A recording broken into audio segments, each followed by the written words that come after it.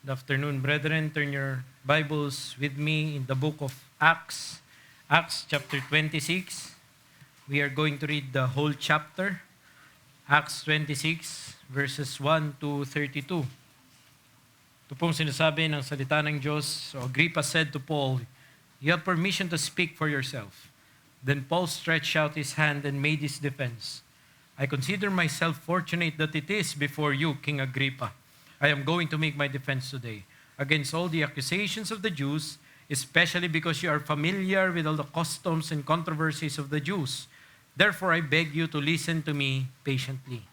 My manner of life from my youth, spent from the beginning among my own nation in Jerusalem, is known by all the Jews. They have known for a long time, if they are willing to testify, that according to the strictest party of our religion, I have lived as a Pharisee. And now I stand here on trial because of my hope in the promise made by God to our fathers, to which our 12 tribes hope to attain, as they earnestly worship night and day. And for this hope I am accused by Jews, O King. Why is it thought incredible by any of you that God raises the dead?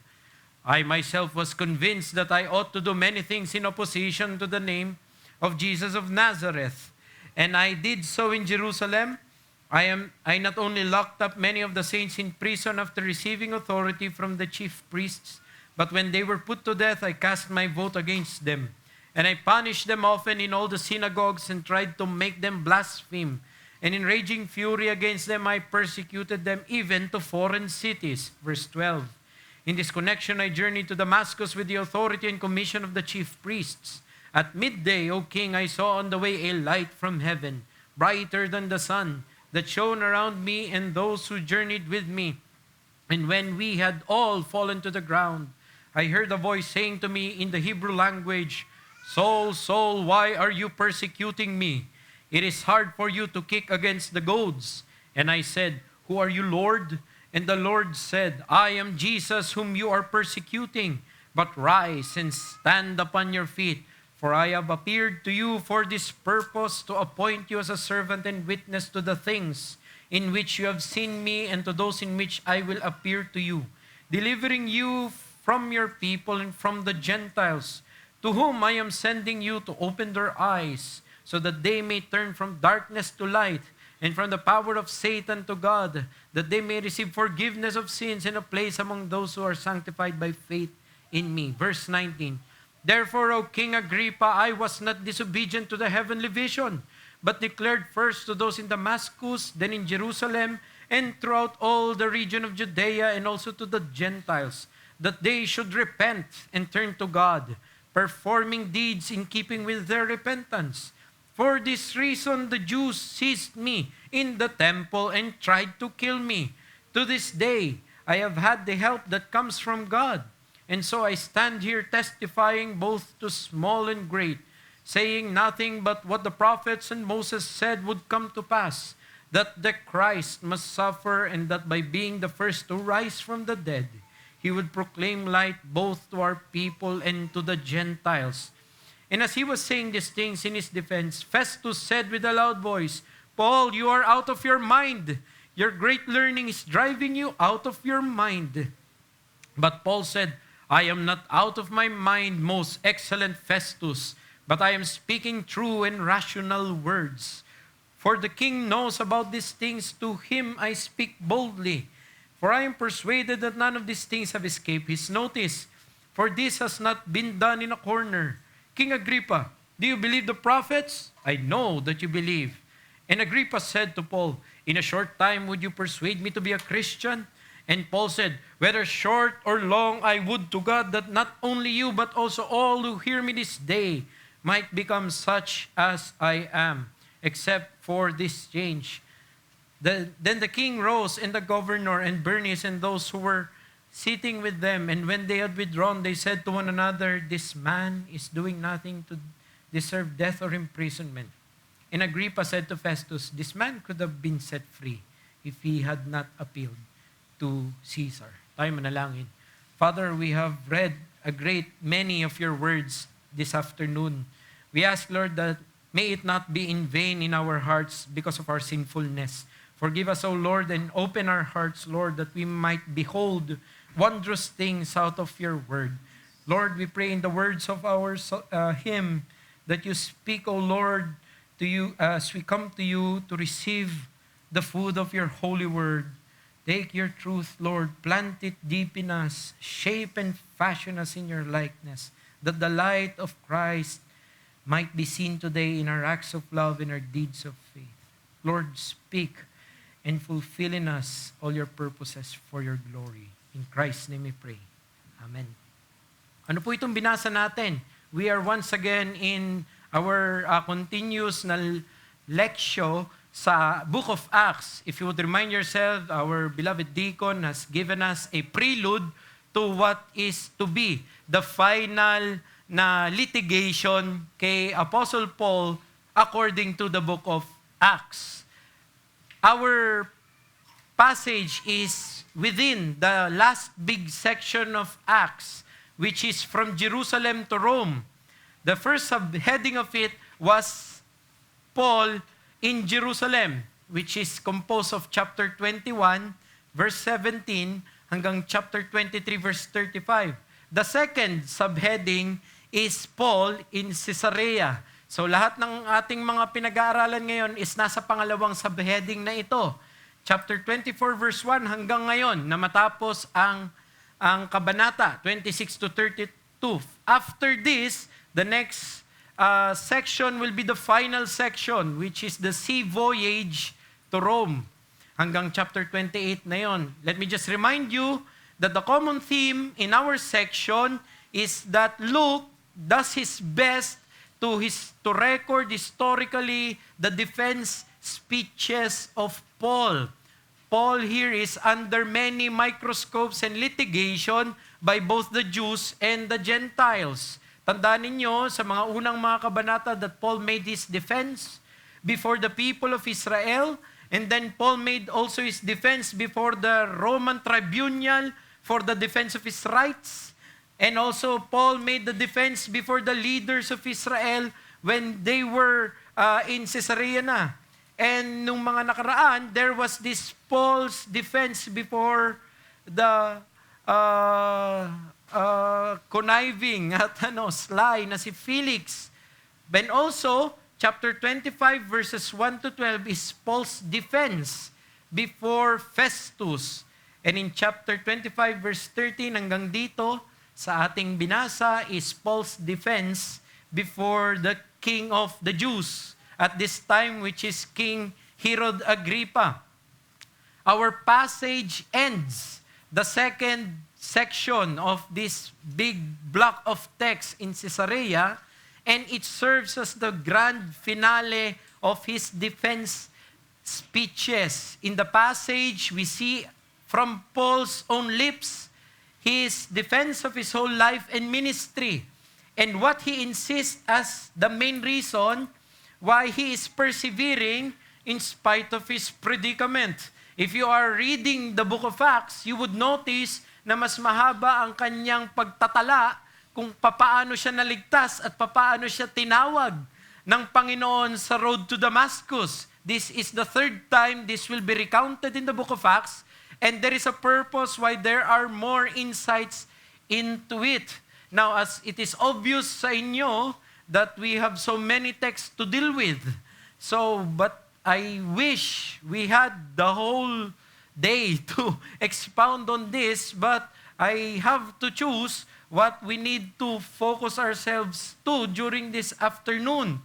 But I want you to remember that Luke records this account in a manner that parallels the life of Paul to that of Christ. You remember that in the last days of the earthly ministry of Christ, Christ was also given to the Gentile conquerors of the Jewish nation at that time. Di ba may mga paglilitis din kay Kristo nung siya ay pumunta sa Jerusalem at nauwi iyon sa isang paglilitis ng hindi lang ng isang hentil na hari o na gobernador, pero ng isang hindi karapat-dapat na nagpapanggap na hari ng mga Hudyo. Si Herod Antipas yun. At that time ni Christ, dito si Herod Agrippa II, I believe. So, both the life of Paul and the life of Christ parallels some similarity in what is transpiring. Why am I saying this thing? Because as you can see in the kingly ascension, what is happening after what Christ suffered is that his apostles, his disciples, was actually suffering the same things. Pinagdadaanan nila. And this was given to us as a picture or as a description, not as a prescription, as a description of what the Christian life would be in the kingdom age. In the kingdom age, you will be grateful. One of the answered prayers para sa atin is, Lord, thank you that we are counted worthy to suffer like our Christ, like our Messiah. At yun ang ipinapakita dito. Even in Paul, he was tried by a Gentile governor and by a pseudo-Jew king. By the way, hindi po mga Hudyo ang mga hari ng Israel ng mga panahon na ito. Sila yung mga Idumean, taga-Edom. The Herods are Edomites. They are not really by blood Jewish. They are by blood brothers or cousins, pero hindi talaga sa kanila yung linya. Hindi Davidic ang king. And who are the high priest? They were the Sadducees. And the Sadducees at that time were not Aaronic. Hindi ironic, Aaronic, Aaron. Aaron, hindi sila galing kay Aaron, galing sila kay Hasmon. Hasmonean priests and Idumean kings. Ito yung humahawak ng power, and then here comes the gospel. He's gonna confront them, and the apostles will prove na no, here is the right priest, and here is the right king of the Jews. At yun ang makikita natin. Last week, actually, we were reminded by our good deacon of the consultation between Festus and Agrippa, and of their conclusion that Paul was innocent. And not only that Paul has a gospel that is actually no crime at all. But even though it is no crime at all, it was confounding the world. So our good deacon did a good job in emphasizing that the gospel carried by Paul in the eyes of introspection. Kapag sinuri mo siya, kapag inimbestigahan mo itong mga gospel bearers na ito, hindi lang sila mapapatunayan na sila ay mga walang kasalanan, sila rin ay mapapatunayan na humahamon at nagbabato ng didiskarel sa pananaw ng mundo. Icha-challenge ang worldliness lagi ng isang tapat na pagtuturo ng Ebanghelyo. Now, in our passage, we take it up a notch. Taas pa natin ng onte. Sakyan natin yung preach ni Deacon John at ipakita pa natin saan patungo ito. Tandaan nyo, yung mga naunang talata na preach ni Deacon John, wala pa si Paul nun. Hindi pa siya nagsasalita. Dito pa lang siya magsasalita kay Agrippa. Now we take it up a notch and show that it not only confounds the world, but that it also demands a verdict, even from the world. When the gospel is preached, the gospel demands a response from the world. It demands a verdict from the world. The chapter is like the previous legal hearings of Paul, in which he is seen as upholding his message, while at the same time creating a challenge in the hearts and minds of his interlocutors. Interlocutors are mga interrogators. Nagtatanong. Ang irony dito is that in every litigation that the Apostle Paul will be involved in, as we can see here in Agrippa's case, the litigator the prosecutor is Agrippa. He's the judge and prosecutor at this time. Hindi pa naman parang lower house, upper house, may impeachment. Hindi ganun yun. Kung sino yung nakaupo doon sa bema seat o kung sino yung judgment seat doon, siya ang maglilitis. Whether Romano ka o Hudyo ka. Sa panahon na ito, si Agrippa.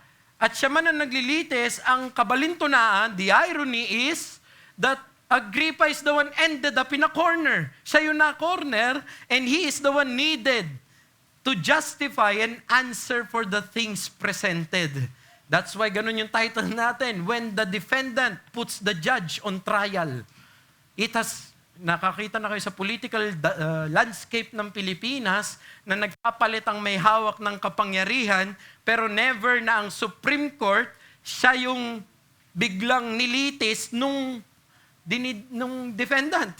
That was never the case. There is a case of a minority leader becoming a house leader, and there is a case na majority magiging minority. But never was there a case na yung judge na naupo, siya yung na-litigate. Dito lang yon nangyari kay King Agrippa. Siya yung lumilitis, siya yung tumitingin, tama ba yung sinasabi mo? At sa nangyari, nung nakonfronta ng Ebanghelyo, siya na ngayon ang kailangan magkaroon ng response. Ikaw ba tama ka? Parang gumano ng Ebanghelyo sa kanya. Tignan mo nga yung sarili mo, di ba tama naman ito? Ngayon anong gagawin mo? Anong gagawin mo sa puso mo dahil ganun pala ang katotohanan na ito? In his recounting of his life, Paul intentionally attributes the explanation of what he does to his encounter with Christ and conversion and call of Christ. It is his reason for being.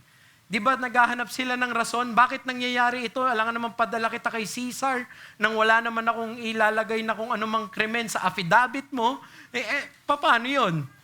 At sabi naglakas loob si Paul nagsalita, gusto nyo malaman kung anong krimen ko? Ipinangaral ko si Kristo na nabuhay muli at tinatanggihan nila na yung pagkabuhay niyang muling yun ay para sa lahat, pati sa mga hintil.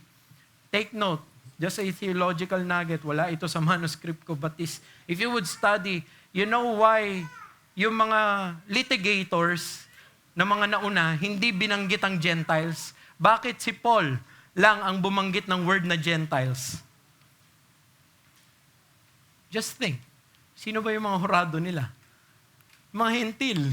At yung mga Hudyo, hindi nila sasabihin, ayaw namin na kayo maligtas. Sipin mo yun, kumbaga kalaban namin kayo eh. Pero si Paul, siya mismo magsasabi, no, this is the message of the resurrection. It is the hope not only of the Jews, but also of the Gentiles. So when the message is not covered, when it is exposed, kailangan na siyang magkaroon ng tugon. So this is what happens. This is what our integrity and faith in the gospel does. It is presented as the reason for the motivation of the believers, but it is also an element that is a confrontation for the unbelievers. Sa madaling salita, the Christian gospel will not only enlighten the mind, it will expose the heart. Here's the lesson. The gospel of Christ not only serve as the prime explanation for the faithfulness of the saints, it also serves as a perennial challenge to the faithlessness of the world. Ang Ebanghelyo ni Kristo ay hindi lamang nagsisilbing pangunahing paliwanag kung bakit nagtatapat ang mga banal. Nagsisilbi rin itong walang hanggang hamon sa kawalang katapatan ng sanlibutan. Ito ang ginagawa actually, kapatid, ng pananampalataya mo. Kapag pinanghawakan mo yan ng maigi, naging tapat ka dyan sa iyong mensahe. Hindi lang yan fuel, hindi lang yan motivation para ikaw ay magpursige. Every time gagawin mo yan, yan ang kakalaban sa mundo. Yan ang magbibigay ng hamon sa mundong nakapaligid sa'yo. Ito ang ebanghelyo na pinapakita ni Paul. Even at the highest of positions, he will not back down with the message of his integral faith. But every time he expounds it faithfully, it does something. The effect is, it confronts the world. The gospel then is not merely a way of fire escape, as some would couch it to be. Yes, that is true. It is our way para hindi tayo mapunta sa impyerno. That is blessedly true. But it is not just that. The gospel is a matter that demands a verdict from the heart of those who hear it. Isang maagang hamon, narinig nyo ba yon, mga minamahal? yung pag napakinggan nyo pala yung mensahe ng Ebanghelyo, hindi maaari na pinakinggan mo lang. Kailangan, alamin mo sa puso mo, tumutugon ba ako dito? Hindi maaaring, alam niyo yun, yung kasabihan ng mga matatanda sa atin, pumasok sa isang tenga, lumabas sa kabilang tenga. Hindi ganoon ang Ebanghelyo. Ang Ebanghelyo, kapag nadatnan ka ng tinig niyan, kailangan mong tugunan. Kailangan mong manampalataya. Otherwise, i-reject mo ito. So, ang ginawa ni Apostle Paul dito, in the same breath, he not only upholds his integrity and explains himself in the litigation, but Paul also bravely proclaims the gospel to the unbelievers who are hearing him. And in so doing, he flipped the courtroom. The defendant now pushes the judge to answer. So ano ngayon ang gagawin nyo sa mensaheng ito? Itong gusto kong explore natin ay actually in my first homiletical structure, I have 3 points. Pero I have to restructure for the sake of time. Dalawa lang ang titignan natin ngayon. How did the passage exemplify this reality sa mga talatang ito? A reasonable faith and a regrettable faithlessness or unbelief. A reasonable faith. Forgive me for, we have a block of text that is in every commentary is 2 sermons. So I'm going to maging concise lang ako sa maraming bagay dito, but I want you to makita pa rin yung aking gustong i-highlight. A reasonable faith. Gusto ko muna tignan natin si Apostol Pablo. Ano ang ipinapakita niya dito? Anong reasonable faith na parang ang reasonable na pwede naman pagbigyan. Parang gano'n na reasonable naman yung hinihingi niya. Hindi. Pag sinabi ko reasonable faith here, it is something that addresses the mind and actually wants you to see the logical conclusion of things. That's reasonable in that sense. I'll give the observation. Paul sincerely expects Agrippa to understand the logical and theological connection of the Old Testament scriptures as fulfilled in the Christian faith. For he knows of the Christ event. Ano itong sinasabi ko dito? Pakinggan natin yung rationale ni Paul sa kanyang pagpapaliwanag sa kanyang sarili in front of this judge. Yung verse 2 and 3 ng ating talata, by the way, I intentionally told the one who's printing the handouts, ipagkasyahin nyo, kailangan nandyan yung text kasi babaybayin po natin yung ating passage. So verses 2 and 3, if you would look at it, I consider myself fortunate. Kumbaga, kung NIV na Pilipino, ang swerte ko naman. I consider myself fortunate that it is before you, King Agrippa, I am going to make my defense today against all the accusations of the Jews. Bakit? Especially because you are familiar with all the customs and controversies of the Jews. Therefore, I beg you to listen to me patiently. That is not sarcasm. He was actually glad na si King Agrippa ang magiging hurado niya. Sino yung mga hurado niya ng mga nakaraan? The Sadducees, di ba? The chief priest, the people of Israel, si Lysanias, the Roman tribune, si Felix, na iniwan siya ng kadagal-tagal sa tapos napalitan na siya ni Festo. Si Festo, nung kinunpronta niya, nagatubili. Si Festo, okay, wala rin nangyari sa kanya. Kaya ngayon, medyo excited siya. Oh, eto na, maiintindihan naman siguro nito. Nire-recognize ni Paul na may kaalaman si Agrippa sa mga bagay tungkol sa pagiging Hudyo. Kasi siya yung namamayani. Yung kanilang pamilya ang parte ng Israelite cultus nung time na yon. So sincere si Apostle Paul na makikita na nitong taong ito kung ano yung mga sinasabi ko dun sa mga hindi nakakagets, kung ano ba talaga yung issue. Now in verses 4 to 12, Paul is recounting his former life. 4 to 12 is what he was until who he was now. Okay? Ni-recount niya pa, my manner of life from my youth, spent from the beginning, ano daw siya? They are willing to testify, verse 5, that according to the strictest party of our religion, I have lived as a Pharisee. Alam nyo ba ang something noteworthy? Di ba sometimes very negative tayo pagtingin sa Pharisee kasi nga kinondemn ni Christ yung woe unto you, scribes and Pharisees. Pero actually, Paul knows the logical conclusion of the strictness of the tradition. It is not wrong in itself to be a Pharisee. What was wrong with the Pharisees is that they did not make the connection of what they're hoping for to Christ. It's not wrong to be interpreters of the Tanaka, the Torah, the Nevi'im, and the Ketuvim. Those are the Pharisees. They're the interpreters of it. It's not wrong to be like that. Actually, Paul never denied he never demonized his being a Pharisee. He was actually saying, eto na, yung aking dati pa na pag-asa, natagpuan ko na yung pinaka-finufulfill pala nito. So, inote natin dito, 3 beses ginamit sa mga talatang 4 sa verse 6. And now I stand here on trial because of my hope in the promise made by God to our fathers, to which our 12 tribes hope to attain as they earnestly worship night and day. And for this hope, explicit, I am accused by Jews, O King.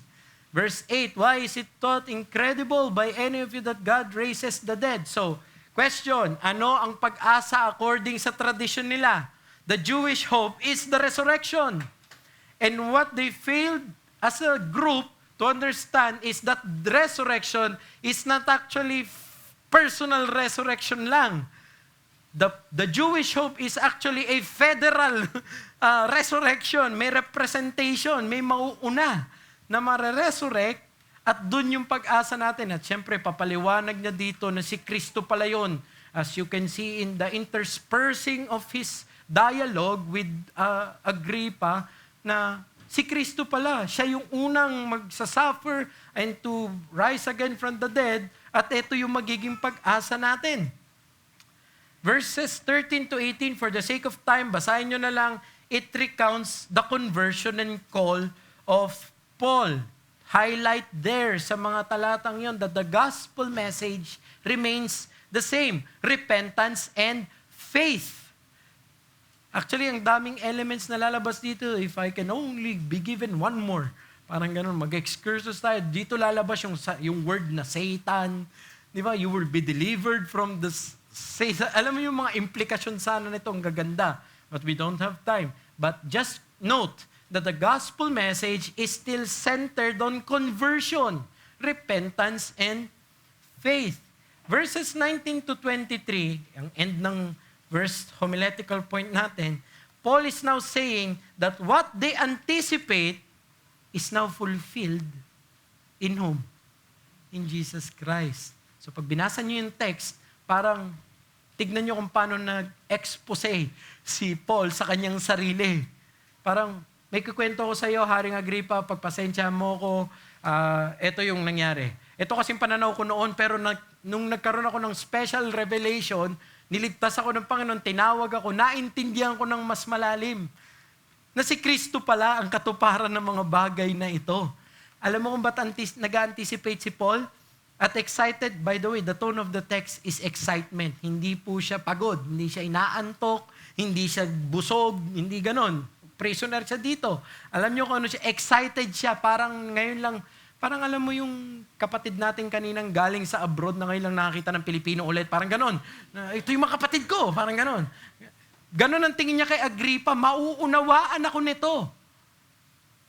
At excited siya kasi gusto niyang i-share.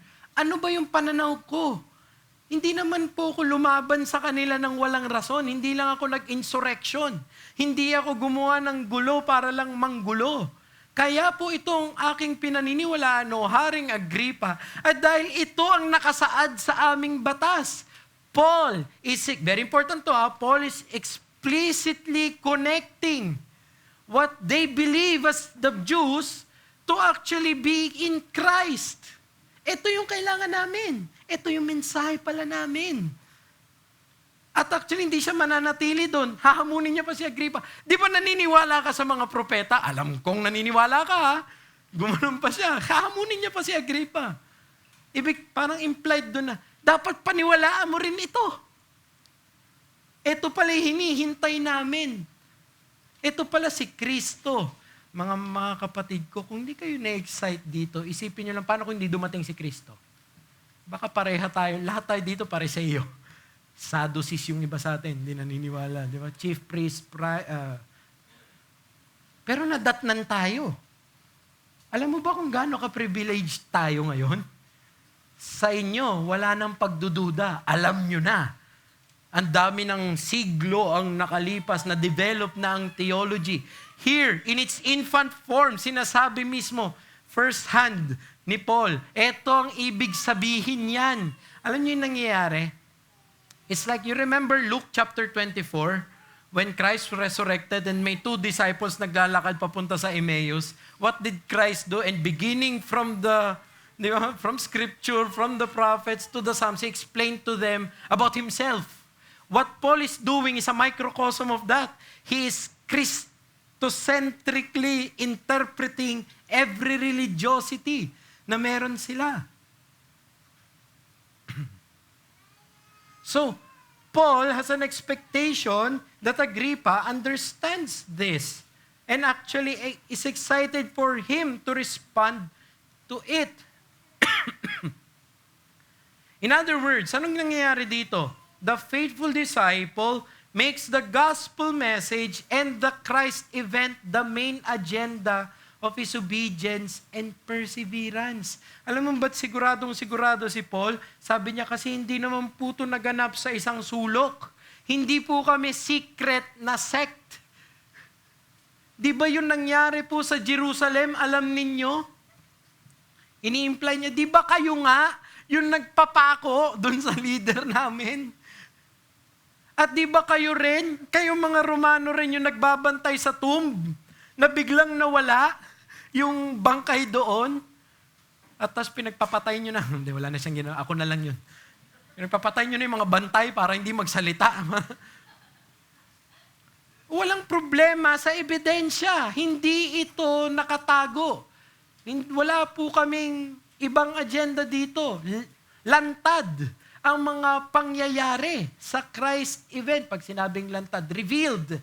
It was not mystified. Hindi siya tinago. Hindi siya misteryo.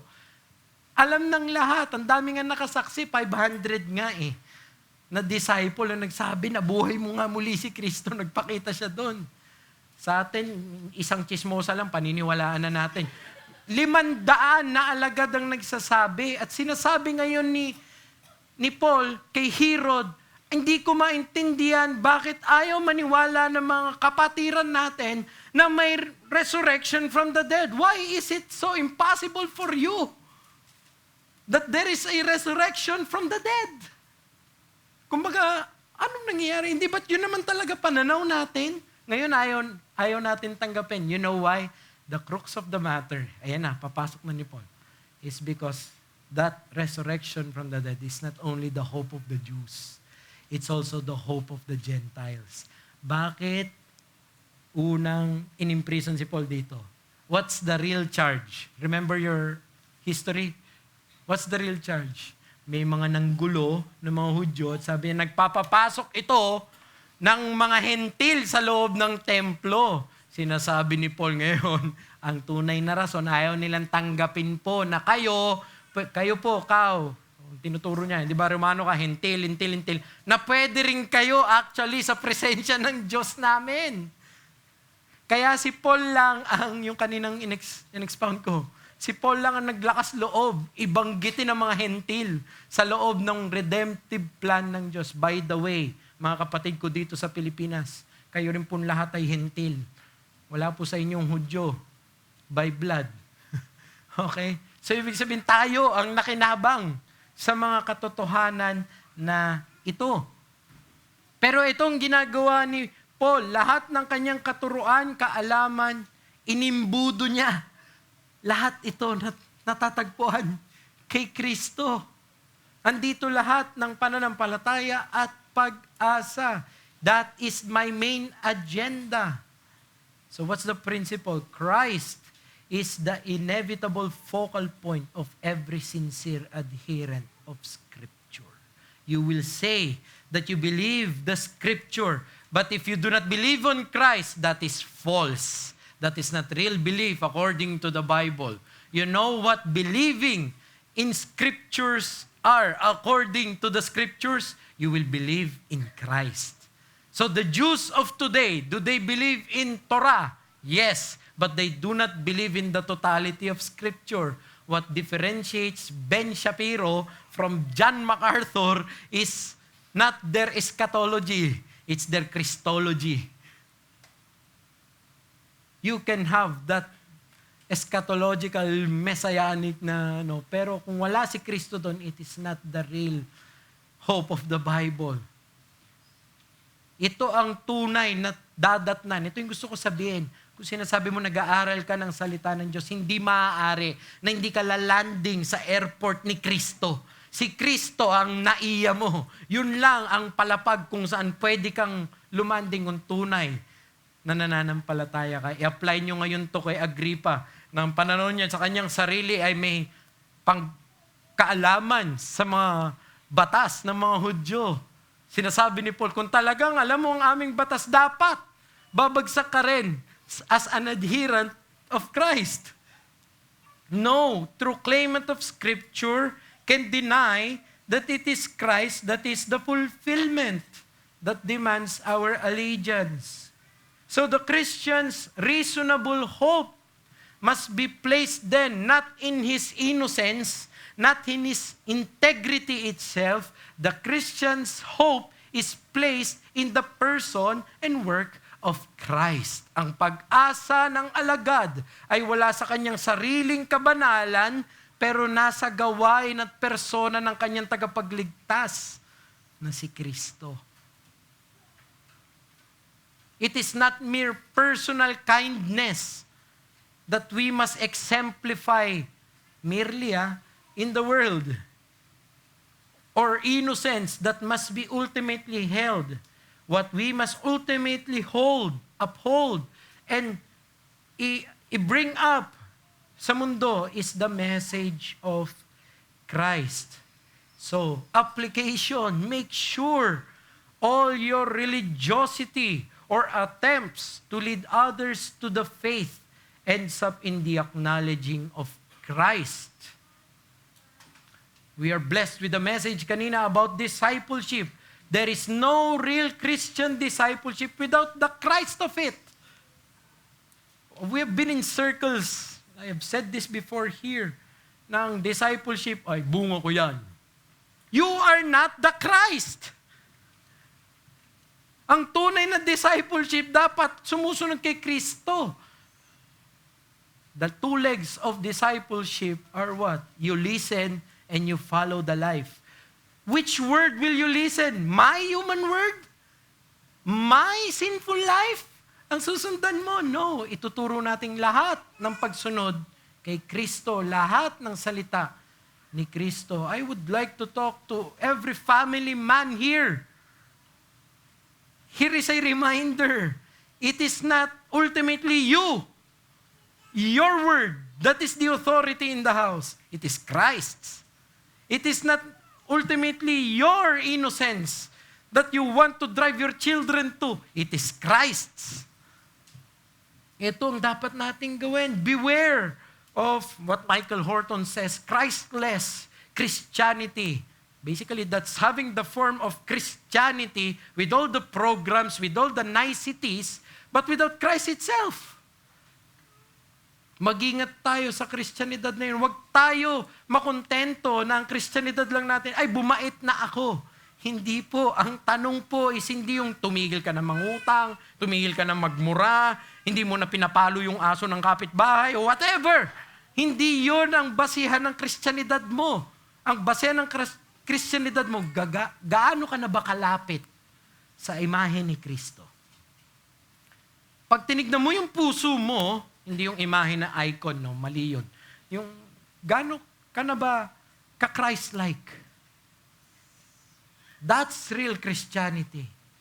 And every time, if you would be honest, if you would preach the gospel to yourself, para kang nasisilaw na parang si Apostol Pablo dito sa account ng kanyang Damascus Road. Hindi mo kaya. Every time magiging honest ka, mabubulag ka sa kaliwanagan ng kailangan mo talagang abutin. And it is only the grace of God that would make you grow, that would make you Christ-like. It is only you with a surrendered heart lang, hindi nagmamataas na puso, na dun mo makakamit yung iyong panawagan. Paano naninindigan si Apostol Pablo dito? Sa pamamagitan ba ng kanyang sarili lang fortitude? No. Because of the centrality of his message. So, beware of spirituality that is devoid of reliance to Christ. Let me tell you one of my mistake. When I became Reformed, I thought na kapag nagbasa ako ng 2 libro, alam mo yun, 2 libro sa isang araw magkaiba, basta babasahin ko yan ng isang chapter a day, that I will be equipped. That alam mo yun, I will be, GGMA ako, seminary ako, tas meron pa akong on the side. Ay, yabang, on the side ko ng mga libro.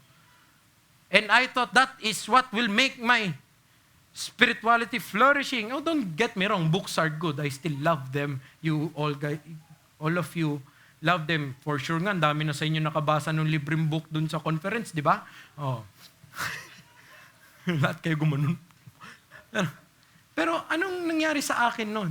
It didn't really, it became legalistic for me. I became arrogant. Not unless I was made to remember. No. Your religion is a matter of the heart. Your religion, pagtitiwala yan sa Panginoon. Mula umpisa hanggang huli. Hindi yan paramihan ng alam. Oh, beware of spirituality na dahil napakinggan mo kung sino man, si Paul Washer, Paul Walker, Jeremy Walker, whoever, it doesn't make you holy. You know who makes you holy? Christ. Sa mga kasama ko dito na medyo matagal-tagal na rin sa Kristyanidad, parang tanda ko na, no? Pero, di ba may ganito tayo minsan pananaw? I have been there, I have done that, I have been through, kaya ko na mag-advise siguro, but beware of a Christianity that is incipiently depending on your own self rather than in Christ. Look at Paul. He has all the aptitude, all the knowledge of being on the both sides of the Jews and of Gamaliel but he counted all but dung. Ang ano niya lang si Kristo. Laging kay Kristo. Yun dapat ang imbudo nating lahat, si Kristo. If it doesn't place your hope in Christ, then that hope has missed the mark. If your theology doesn't raise up Christ, exalt Christ, the way you're handling it, then it is not a good theology for you. Kaya mag-ingat kung paano mo panghahawakan yung katotohanan na yan. Itinataas ba niyan si Kristo sa ating buhay? Let me be personal. Every energy you spent in mortifying your sin, if it does not make Christ sweet sa puso mo, that is mere human works. Arms of flesh ang tawag dyan. And sometimes the arms of flesh can have the sensation of exercise. Alam niyo yun, parang wow. But at the end of the day, the arms of flesh will fail you. Ye dare not trust your own. So where does your hope lie? And let me also encourage you, kung gano'n naman pala, then every sweat of perseverance that is Christ-centered, every sweat, every little bit of sacrifice that you are doing, that is for Christ, then let me tell you this, it is a silent explanation and exposition of where your hope lies. And where does that lie? Bakit mo ginagawa yan? Ba't ka nagpupunyagi kahit ang hirap-hirap? Bakit ka nagpupunta dito kahit ang layo-layo? Every sweat, bakit mo pipigilan yung sarili mong makaranas ng kasarapan sa mundong ito? But if that is for Christ, then every little bit of that is a message to the unbelieving world that you have a different hope in life. Your perseverance is drawn from your hope in who Christ is and what He has done. Just look at Paul. Wala siyang ibang binanggit kung hindi si Kristo. Ito ang ginawa ni Kristo sa akin. Ito ang inuutos ni Kristo sa akin. Actually, siya rin yung namatay. Siya rin yung nabuhay muli. Siya ang dapat niyong tignan. And all of these things, we can account it as what? A faithful demonstration of the gospel message. Tama? But look how it ended. I'm sorry guys, I will end in a negative tone. Look at the second point. A regrettable faithlessness. What do I mean by that naman? If the language is confusing, nakakapanghinayang na hindi naniwala. Let me give the observation. Paul doubled down on his claims by anticipating Agrippa not only to understand, but also to respond in faith. But what happened? Agrippa fell short to do so. At dito ko gusto mas idiin yung message natin. Ang ganda ng presentation ni Paul. No one of us, in mga preachers dito sa kasama ko, no one of us can do this eloquently and ang ganda from biblical narrative at historical redemptive ang approach and everything. Apostolic. Pero tignan nyo nangyari. At the end of the day, kulang pa rin. At the end of the day, sayang. Yun ang buhay ni Agrippa, nakakapanghinayang. In the narrative, Luke gave ample time between this interaction to emphasize something. And this is it. That it is not personal freedom that the Apostle Paul was after. What was Paul after in this encounter? The soul of the judge. It is not personal freedom, but personal faith. Kumbaga, hindi niya nga sinabi, palayain niyo ako. Wala akong kasalanan. Kung ako lang yun ang sasabihin ko. Hindi niyo napatunayan na nanggugulo ako, bakit niyo pa ako kinulong? Palayain mo ako ngayon, Agrippa. Hindi yun ang sinabi niya. Sabi niya, di ba naniniwala ka rin?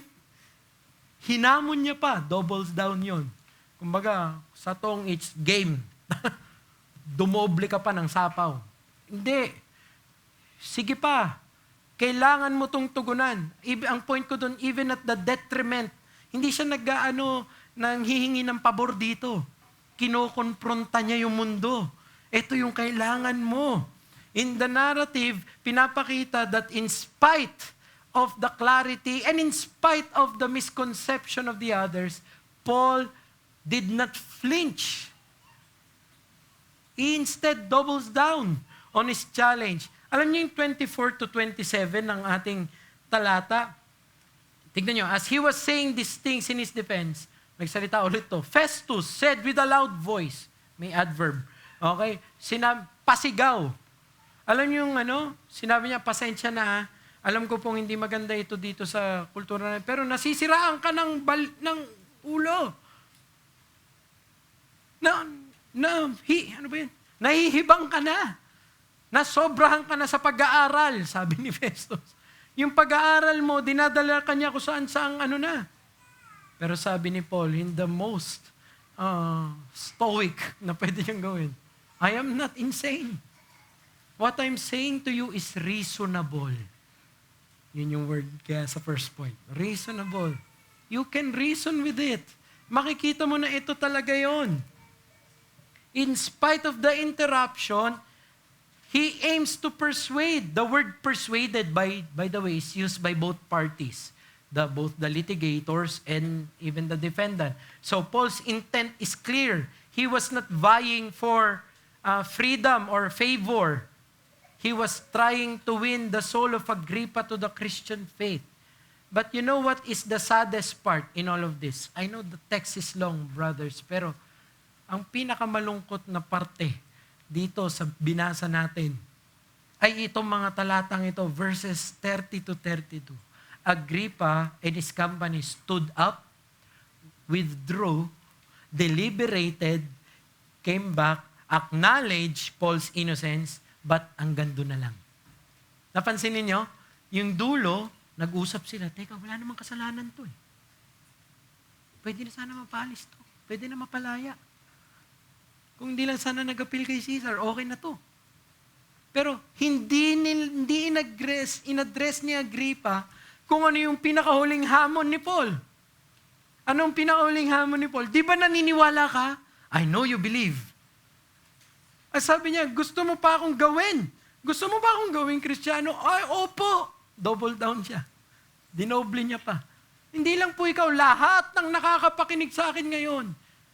Sana maging katulad ko. Pero ito mga posas na ito. Gusto ko makuha nyo rin. At ito ang tunay na puso ng isang tapat na alagad. Gusto niya maligtas lahat. Hindi siya nagtatangi. Gusto niya itong tunay na Calvinist, if I can be Hindi siya elect ka ba? Elect ka? Hindi gano'n. Lahat kayo gusto ko maligtas kasi nagliligtas yung Panginoon ko. At ito rin dapat tayo. Ito dapat pinapupuntahan ng ating mga ministeryo. Pero nakakalungkot, ano nangyari kay Agrippa? A regrettable faithlessness. In other words, ano makikita natin dito? It is not enough to just see that Christianity is right. You must believe in your heart its message. It is not enough that you believe that Noah was there with the ark, that you believe that there were indeed 12 apostles, that you believe that there were indeed David and Goliath. It is not enough that you know the stories. It is not enough that you see the virtue of Christianity. That is not the message. The message is not just na makita mo o maging familiar ka. Kung kay Festus kay Festus ang challenge is conversion, conviction is not necessarily conversion.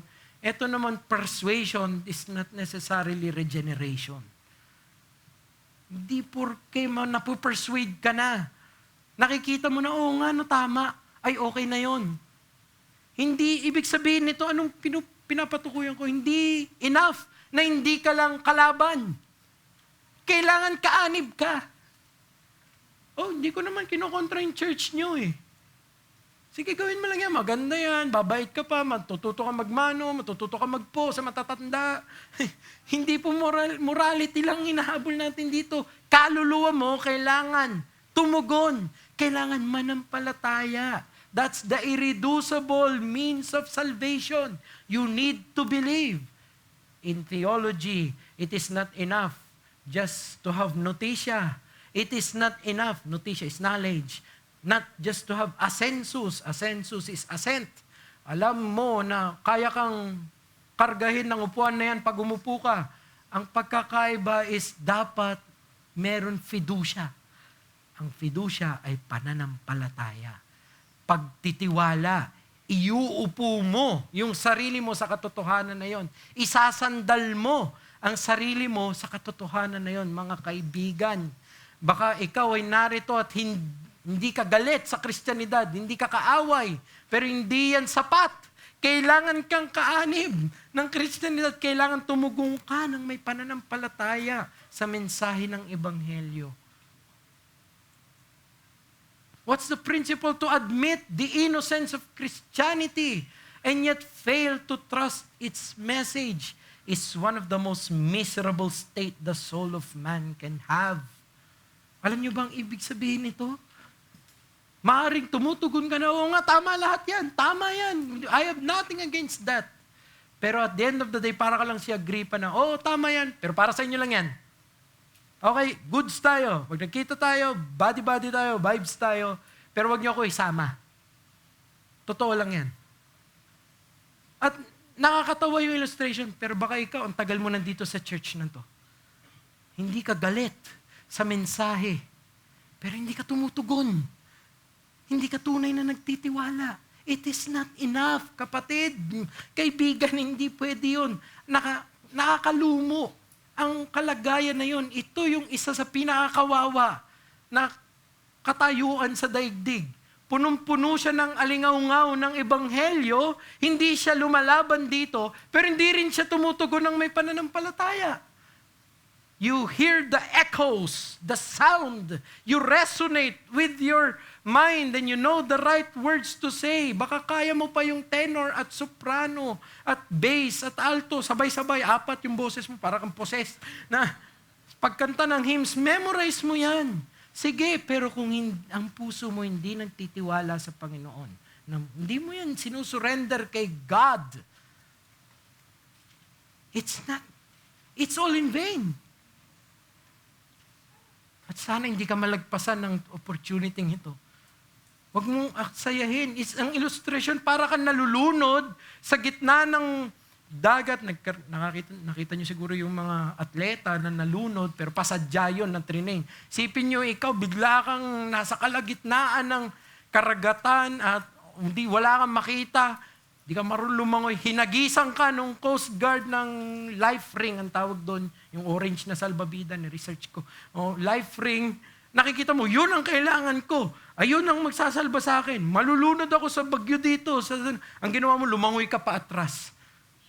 Anong tawag doon? Kahangalan. Pero maraming tao, ganun ang kanilang kaluluwa. Yun ang kailangan ko. Totoo yun. Yun ang magliligtas. Pero ayoko. Lamentable, regretting na situation, regretful. You need to grab hold of it. In one presentation, I think it was Spurgeon, where the gospel is like, this is the apple, so sweet, you need this, eat it. Hindi pwedeng natakam ka lang sa mansanas na ito, kunin mo para sa iyo. Kailangan ikaw mismo ang mananampalataya. And I am hammering this out sa inyo because, brothers, as the message of Paul says, you need to actually believe. You need to actually repent and turn to God. The message of Christ is not, be friendly with me. Oh, Christ is the dearest friend we can have. But the message of the gospel is not, be friends with me. Maraming grupo ngayon, ganon. We want you to just be our friends. No. The message of Christ is, believe in me. For God so loved the world that whoever befriends Him, believes on Him. So application, beware of becoming one of those who are almost persuaded but are never fully committing to the truths of Christianity. Mag-ingat ka. Baka ikaw yung muntik na. Ang tawag doon is Agrippa. Muntik na. Pero hindi tumugon. Hindi nagtuloy. It is possible to affirm all of this but still fail in the end. Tanong, are you settled in your mind that the gospel is true? But your heart and your life is not committed to its Christ. Tanong ko sa iyo, what more compelling and persuading do you need before you put your faith in Christ? Friends, put your faith in Christ today, now. Do not be not content with just being acquainted to Christianity, but never truly submitting to its Christ. Be resolved in your heart to believe on Christ. Be not like Agrippa, who heard the message, was persuaded in his mind, but rejected it in his heart. O wag naman sana na ganito mangyari. Oh, our little children, we love you very much. We want you to be here. We want you to, kahit you're so cute, but you're cute sinners. You need Christ. O sana mga anak namin dito, hindi lang ninyo ma-acquaint, makuha ang mga kanta natin dito, ang mga memory verse nyo sa Sunday School, sana tunay nyong tugunan ang mensahe ng Ebanghelyo. Hindi pwedeng si mama o si papa ang mananampalataya para sa akin. Ikaw mismo dapat manampalataya kay Kristo. May your hearts indeed be surrendered to Christ as its Lord and Savior. Ito ang dapat natin ipanalangin. Ito yung dapat nating ibuhos ang ating mga luha sa mga taong ito. Naririnig ang Ebanghelyo pero hindi tumutugon. Ano pang dapat nating gawin? Nasabi na lahat. Pero ayaw pa rin because at the end of the day, the greatest need is not morality. The greatest need is not virtue. Those are good things. The greatest need is regeneration. A changed heart. And it is only by the grace of Christ. It is only through what Christ has done that is made possible. That is what we celebrate. That is what we remember in this supper. We do not remember here the victories of our soul winning or the diligence of our ministration. We remember here the sacrifice of the Son. And if you are a recipient of that sacrifice, are you not supposed to remind your heart that it is not only in the beginning that I believe? Aren't you supposed to be reminded na hanggang ngayon, dapat pinaglalaban mo yung pananampalataya mo? Na ito ang dapat nating tinatayuan? Awitin natin, I am resolved. I am resolved to go to the Savior, leaving my sin and strife. He is the true one. He is the just one. He has the words of life. I am resolved, and who will go with me? Come, friends, without delay. Taught by the Bible, led by the Spirit, will walk the heavenly way. I will hasten to Him. Hasten, so glad and free. Dapat ganun tayo na mga alagad, nagmamadali, na bumalik, hindi lumabas, bumalik kay Kristo. Brethren, resolve in your hearts to always run to Christ. The gospel, conclusion, is the standing hope of all indeed, but it is also the standing challenge that confronts the hearts of all. Tayo manalangin. Father, grant us faith, for we have hearts that is so prone to unbelief. And if we do have faith, it is many times little faith. Grant us more faith, O Lord. May we indeed know the depth and the lalim at yung lawak ng pagmamahal mo sa amin, Panginoon. Dito kami manindigan. Lord, may every soul in this building na nakakarinig sa tinig ng yung lingkod ngayon, sana Panginoon, lahat sila hindi makontento na alam lang nila ang katotohanan ng mga mensahe, pero tunay nila itong pinagtitiwalaan, Panginoon. Nawa lahat ay tunay na maging mga believer sa kalagitnaan namin. Please, Lord, save our souls, save the unbelievers, and grant us a deeper faith in you. In Christ's name we pray. Amen.